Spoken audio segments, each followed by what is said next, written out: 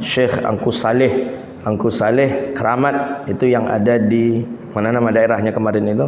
Kami ziarah sampai ke sana kemarin. Angku Saleh ini kan fotonya dipajang-pajang oleh orang-orang yang jual kedai nasi, toko-toko. Ya, kalau dalam bab mahabbah tak apa-apa, tapi jangan sampai masuk ke tahap bab ijabah namanya. Mesti harus itu, deinyo tu laku kedai kita tu tak boleh.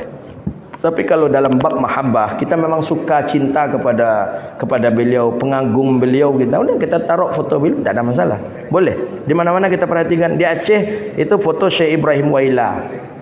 Kalau di Kalimantan itu foto Abah Guru Sekumpul. Kalau di daerah Sumatera, Riau, Sumbar, itu fotonya Angku Saleh. Jadi memang Masya Allah, kita baca, kita dengar, itu salah satu karamah yang Allah berikan kepada Angku Saleh tadi. Beliau, Angku Saleh tadi,